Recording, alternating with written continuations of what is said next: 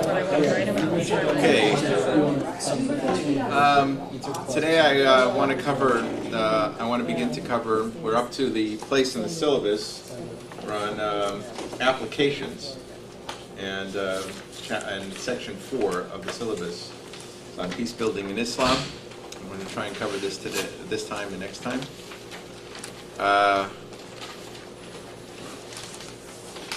Before I do, I want to just make sure that you should have been keeping up with the reading and had ample time to get your teeth solidly into the theory part of the course before we go to application. So I want to, as much time as we have, we always feel, I'm sure you always feel that you're just catching up with the readings when you might want to have questions. So I want to take some time at the beginning of today to field some questions on the theory part of the course before we move on to applications. And I'm hoping that in your readings you're developing some questions and issues. So we had ended last time with the Mitchell and the Stanger, the psychosocial approach, combined with the value and virtue of the field of hermeneutics and textual interpretation as far as its application to the issue of religion. One thing I should have said to you, I should have emphasized more. I think that from your readings you might have seen it. But when we say text in interpretation, in hermeneutics, the science of interpretation, we mean much more than written text. The field of hermeneutics, or of interpreting things in the world, and Gadamir's whole oeuvre, and is not just about a text, it's about anything of significance. And I mean anything that signifies something else. So that a ritual or a symbol are subjects of hermeneutics. The word jihad is a subject of hermeneutics. It doesn't have to be written. It's just the phenomenon. Or the symbol of the Kaaba, or the symbol of the cross. All of these are subject to hermeneutics and interpretation, and all of the things that Gadamer was talking about in terms of horizons and fusion of horizons and new horizons, all of these are subject not just to texts or laws, but to symbols and rituals as well. All of them have this elasticity to them. Gadamer has a funny legacy in the sense that he's both very, you could label him very progressive and very conservative at the same time. He does two things at once. And Stanger, in some ways he's pre-modern and postmodern at the same time, and has a problem with the modern. If you define the modern as classically rationalist and positivist, where the modern phenomenon is there's an object and I'm looking at it and I'm studying it and I have a perfectly objective view of it. Before that period, I have faith in how the world should be, and therefore this object has to conform to that. And the postmodern is, I'm very rooted in the world, but I'm not sure whether this object is real the way I see it. I think it can be seen from many vantage points. And I think that I'm going to be more humble about the different perspectives and the different horizons that people can bring to this same object. Now, in some ways, that unifies the postmodern and the pre-modern. What's the proof of that?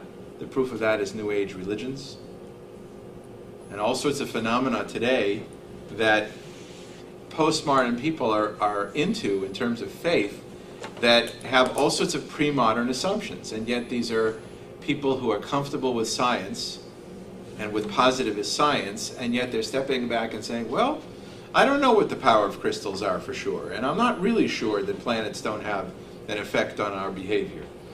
And maybe there are other powers in the world that I don't understand, so that all these different religions may be onto something. That's a classic postmodern spiritual perspective that, millions of people are toying with. So if we look at how we view these religions and war and peace and conflict, there's the pre-modern classic position of faith, there's the modern classic position of skepticism, and there's the postmodern skepticism about the skepticism. I'm not sure. I think I'm open to all sorts of views of the world and of texts and interpretations. I'm open to interpretations of Darwin, and I'm open to interpretations of the Bible. I'm open to pre-modern interpretations of the nature of man that comes out of Aristotle, or that comes out of Aquinas, or that comes out of Meister Eckhart. Because I think they all have vantage points and interest that might increase my understanding of things. Now, I'm caricaturing all of these positions, but what I'm trying to do is simplify this very complex subject of pre-modernity, modernity, and post-modernity. The thing to remember is that these are caricatures, that you will find people in the pre-modern period who are astonishingly modern. You'll find an Italian here or a North European there who writes as if he's a modern scientist, and you'll find people in the postmodern period who talk and act as if they are in the Middle Ages. So what Gadamer simply opens up is that in some ways all things are possible. It is possible to be deeply influenced by a pre-modern conception of the human being and to take that seriously. And it's also possible to have a postmodern perspective a la Mary Stanger that says that all religions have some influence on each other and are shifting each other all the time. What's curious to me and interesting is that Mary Stanger's, as you read, Mary Stanger's perspective on a pluralist approach to religion, it's remarkably similar to a classical, what it seems to be a classical and common Hindu position, which is all religions are true.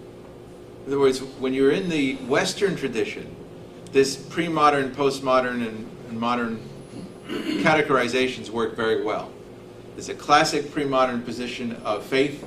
There's a classic modern position in Germany and France and in England of skepticism, logical positivism. And then there's a classic postmodern move. But sometimes when you go into the Eastern thinking, the postmodern sounds remarkably similar to classical positions. There is a rigidity in Western thinking. There's a tendency to rigidity and exclusivity, both in its pre-modern phase and in its modern phase. In the sense of, in the pre-modern phase of faith and a strict structure to the universe that is threatened if somebody thinks out of the box. And then logical positivism comes along, and it's also strict and has serious problem with anything but the classical modernist perspective on science. And all of that has started to fall apart with the scientific revolutions of the more recent period, with the fact that it's not so easy to locate the particle, that particles are also waves, that there's indeterminacy in the universe, that there are multiple ways of constructing the origins of the world and other structures of the universe, and that these things are evolving, depending sometimes on our vantage point. I was just reading a fascinating article by Freeman Dyson on the coming revolution. He's arguing that biology is going to be the science of the 21st century, as opposed to physics, which is the science of the 20th century. Because the biological revolutions that are coming are going to be unprecedented in history. That we're going to be going back to a way of change in the world that has never been seen since the instantiation of Darwinian selection. So that for millions of years, Darwinian selection in a sort of rigid way went from structures of one species to another, mutation, then another structure, and so on. But that in an early phase of existence, there was a much wider crossover of genes from one entity to another. And he's arguing that the biotechnology is basically going to open up for all of us the possibility of creating new species all the time. kids are going to be able to do it in their labs. People are going to be able to do it everywhere. It's not going to be just corporations, and that it's going to create a biological revolution that we can't even imagine what that could create. It also could annihilate us, but it could create something totally different in terms of human experience. So you can see how, and he's saying also, a very deep comment that affected me a lot in terms of conflict theory. He's saying that we also are starting to realize that the universe doesn't have particles that we simply analyze. There's no such thing as things that are not integrated. Everything is integrated into a system. Everything is part of systems of patterns of organization. And the only real way to understand the environment, the only real way to understand the nature of human experience is going to be to study systems and organizations and patterns. As if everything, even the sands of the earth, are living organisms with shifts and eddies and patterns that are dynamic, not static. And that has implications for conflict theory as well. It has implications in terms of the rigidity of just thinking, well, okay, we have a problem between two people, and let's have a rational dialogue, and that'll work out, as if there aren't 1,000 factors that create patterns. And it's the patterns that we have to notice. A spiral of conflict is not just a static thing. It is very dynamic. And the idea of spirals of conflict is a dynamic concept. But when we get into conflict resolution, we still have very primitive notions. If there are spirals of conflict that we can analyze, and especially those of you who are advanced students in conflict, where are the theories and the practice of spirals of peace? Why are we assuming that, okay, there's a spiral here, it's out of control in terms of violence in this particular country, and we're going to come in and we're going to do a negotiation? Well, how does a negotiation compare to a spiral? I think a spiral is much more powerful. It's much more interesting. So if you were to if you had a spiral like a hurricane or a tornado that's spiraling like this, and you wanted to counteract it, you wouldn't sit down and have a conversation with somebody. You'd have to have some sort of counter spiral, or some sort of spiral that was competitive in some way. How would you do that? Or you'd have to have a very creative approach to building construction that would be immune to the spiral in some fashion. But it would have to be a very dynamic thing that would react to that. So science and there's a way in which a very honest approach to science today is far beyond the rigidities of modernity and logical positivism. It's moving towards a much more dynamic approach to the way things are. And so I would argue that Mary Stanger's position is a much more dynamic approach to the realities of the way the human being experiences spirituality. That things are very dynamic, that we're in a highly fluid process of people influencing each other. And paradoxically, there are systems, there are classical religious traditions that anticipated that, like the radical pluralism of Gandhi's Hinduism. This statement that's considered scandalous in Western religious thinking, that all religions are true. That's scandalous. That's relativism. You have no values, and everybody can do what they want, and so on. But of course, Gandhi never intended that. Nobody ever intended that by saying all religions are true. But they are saying something. They're perceiving something. And we're trying to struggle with this in interfaith relationships today. Where what is this interfaith relationship? Is it a radical acceptance of everybody's values? Is it a radical commitment to have a social contract between us despite our differences? What is it? I mean, the Gadamer-Stanger model is pointing to something deeper than just tolerance or a social contract between people who are very different. It's pointing to some way in which we all are having a profound impact on each other. And that it's evolving spirituality in a way that it hasn't evolved before. Yeah? You mentioned tolerance, and that was something that I noticed in the book we read for today, the section of tolerance in Islam. And I was under the impression that tolerance is not always enough. when it comes to conflict, and I was just wondering, I got the sense that you were finding that as well? Well, I mean, I'll take issue with you. You know, I just give you my opinion, but in my experience in the field, tolerance is more than enough in many situations. That you're beginning from a place of violence or conflict. That tolerance is a major accomplishment, and the framers of the United States Constitution, the theoreticians of the 18th, 19th century, or even earlier, they were very happy with tolerance. You know, we reached a certain point of optimism. Maybe it peaked in the 60s and 70s. Of we need to go beyond tolerance. We need acceptance and pluralism and so on. And like I said, Stanger and others, I mean, we're exploring that. But it's not a necessary condition for a social contract. A necessary condition for a national social contract or an international one is the ability to put up with someone else, even if you don't like them, and to put up with ideas, even if you don't like them. Basic human right to freedom of speech is not based on the fact that I like your speech or that I can accept your speech. I reject it totally, but I am going to live and die by your right to say it. So that's the that's the baseline. What we're discovering in what I wanted you to get from the Gadameryan and Stanger readings is that something else is going on as well.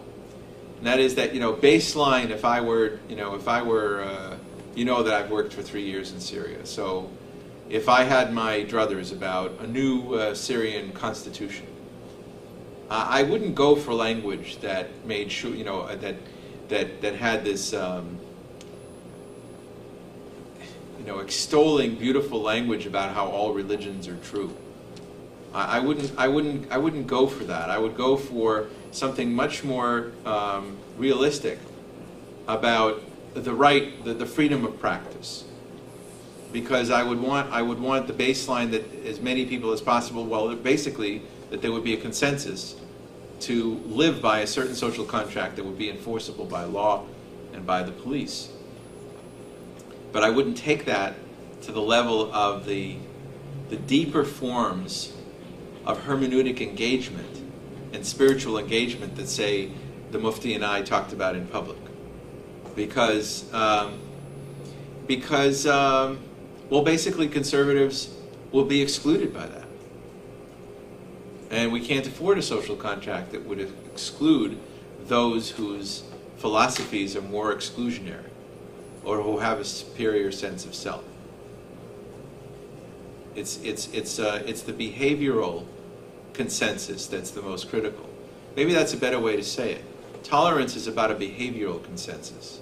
Pluralism is more of a ideational or an ideological consensus, which is a much more advanced notion, assuming you consider that an advance in the postmodern world. Some people would consider it a retreat from clarity, moral clarity, and so on. But others would consider it an advance. But all of that is a level beyond what the social contract needs to be on the behavioral level. The funny thing about interfaith dialogue and interfaith conflict resolution is that it easily slips into the ideological fusion of horizons. People can't help it. People who are in interfaith generally are there because they do see bridges on a deeper level between themselves and others. Some people are there to proselytize sometimes or missionize, but most people are there because they find things in common. So they're looking for some fusion of horizons, even with some boundaries. And that's fine. As I'm speaking about this, I realize that, and I'm writing about this right now, is that it's a mistake for interfaith processes of conflict resolution to jump to the fusion of horizons and not have a baseline of agreement on behaviors and tolerance. It's so easy to jump into idealistic language that you don't cover the ground of, well, what are we prepared to do and not do with each other or to each other, which are more questions of tolerance than coexistence. Coexistence is another word that's closer to tolerance, in the sense that it's not about whether I want to coexist with you. I'm determined to coexist with you, but I may not like it. So I'm going to coexist. So it's a more realist term, if you will. And pluralism is a much more idealistic notion. Pluralism, unity, all of these words are along the spectrum of more idealistic. The funny thing about idealistic notions of pluralism or unity is that they often create their own nightmares. This has been the great experience of the 20th century, the great 20th century experiments with communism, and even with fascism, I would argue. Communism and fascism are built on utopian thinking.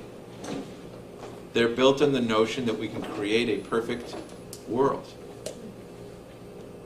which leads realists to, and others to withdraw from idealistic thinking after World War II, because they were so horrified that between Lenin and Stalin and Hitler, it had so discredited the notion of building utopian societies.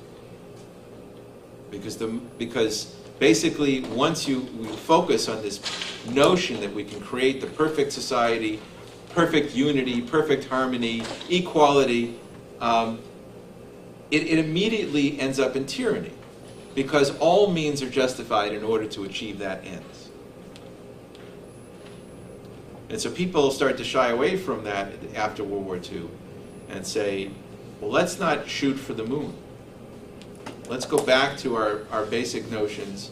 And indeed, since World War II, many societies experimented with Marxism. Many are coming towards not liking America per se, but the American model, which is less idealistic than that. The idea of separation of powers and a fundamental distrust of government, this libertarian streak in American thinking that pits Congress and the courts and the executive against each other in principle, and even a two-party system to fight with each other, is a fundamental distrust in utopian government. It's saying that if it's going to be of the people and by the people, it has to be fundamentally at odds with itself. It can't be too unified. It can't be too much beauty here. It can't be too much perfection. It has to be messy in order for freedom to be guaranteed. That's a less idealistic view than communism had of the perfectibility of the human community, and certainly fascism and its notions of perfection that were also racial. Yeah. However, do you think it can lead to a more acquiescent behavior towards conflict? A more what? A more tolerant view of conflict. Which can lead to more tolerant view? The idea of coexistence. Well, it definitely tolerates conflict more to a degree. In other words, it says that we assume people aren't going to necessarily like each other, but we're going to coexist, which basically means that our conflicts are going to remain on the nonviolent or more constructive spectrum of things, as opposed to the more violent. So, in other words, coexistence is intolerance are more realist notions of peacemaking and peacekeeping than, pluralism, harmony, love, and unity, which is more along the spectrum of the utopian notion of what's possible. So the reason I mention all of this is because so much of interfaith work really emphasizes and harps on you get together clerics from three faiths, and everything is peace and love. We stand for it, you stand for it, everything's wonderful. It immediately jumps to that realm. Nothing's bad. You know, if there are things that are bad, it's just a few extremists, or it's not our problem, it's the government, or it's agitators, or, you know, there's always something that, it's not the religion, and we basically can get along. You'll get people in the room, and they'll talk that way, and they'll basically write themselves out of relevance to the core issues that are going on. And it happens every time, and it's hard to know, it's hard to diagnose what exactly that is. I mean, let's say, for example, now we have, I was told at least 3 years ago by a senior person in the State Department that you're going to see that in terms of American politics, things are going to move radically anti-immigration in the next 2 years. So that was like on the agenda of the right. And I didn't know that, but it was. And so here it is, and now we have more and more, right here in Virginia and other places, you know, very clear anti-immigration moves. Don't know whether it's going to lead to, how much violence it's going to lead to. It's hard to say whether it's going to be sporadic or organized. France just said yesterday, I think this week they're preparing to kick out 25,000 people. That's a lot of people. That's quite a move on our part. So there's a move that's anti-immigration that's going on in the world today. What if you got together, you know, an interfaith group on immigration? Well, likely they'd say that they'd quote all of the beautiful texts about loving the stranger, and everything would be okay. So they would, in one way or another, they wouldn't be confronting the raw feelings of people from their own constituencies who who are Jewish, Christian, or Muslim, who may have very different views of this, and have very raw feelings about it. And it would be hard for the religious discussion to deal with that, because it tends to move in that very idealistic realm. And I think that it's an interesting way in which we probably should ratchet down some of the interfaith work to establishing the boundaries of legitimate behavior and tolerance, and then move to these higher realms of love and harmony. It's almost as if I dare say that the utopian language that Lenin kept using, and then, you know, instructing people to hang this one and hang that one, and hang 100 people in your district right away just to show who's boss, and all these horrifying things about what Lenin did, that his utopian language was almost a cover for the crimes. I mean, Orwell gets this well, you know, in Animal Farm and other places, that the more idealistic the language is sometimes, the more it's a cover for barbarity. And that's another reason to be nervous about beautiful language. So, yeah. I understand the Constitution framers as being skeptical of central government coming off the Revolutionary War with England and George III. But it seems to me like the United States is just as idealistic. That, you know, we're based in capitalism and Adam Smith. I mean, Adam Smith had that invisible hand, and all this language of a city on a hill. It seems to me like our language through the years is just as idealistic as Soviet Union was. Well, I with think some built-in checks, like you said, in the Constitution, but right. Don't we all think that we're in the greatest country in the history of the world, and we're the light, and we're the... On a popular level, everybody thinks they're the greatest. It was more of a political, philosophical position of the framers and others that I would argue had some built-in skepticism that was healthy. Adam Smith, by the way, you can't confuse capitalism with Adam Smith, because Adam Smith had a much more nuanced notion of what should guide human decision making than this bastardization of just let the marketplace take care of itself. He was a classic moral sense theorist. He believed in inculcation of moral senses, that those moral senses should be part of governance. So I wouldn't blame him too much. But he was as idealistic as Marx in many ways. I But this agree with system you will that work. anyone like this is a visionary of sorts. They're definitely visionaries. I guess maybe it's a matter of degree. I mean, I accept your right to disagree. I think maybe it's a matter of degree in terms of utopianism. Maybe. You have to be a visionary to some degree to say, there's the reality, and then there's what I want to construct. So in some ways, that's always visionary. But it's a matter of the degree to which you build. And what I've noticed in my experiences in the field is that the more beautiful the language, the more often it's a cover for things that are not spoken. And that's why, over a few hundred years ago already, the language of tolerance was something that was much more realistic. Let's just get to the place where we can tolerate this one or that one. And we tried to advance beyond that, but it's so easy to advance beyond that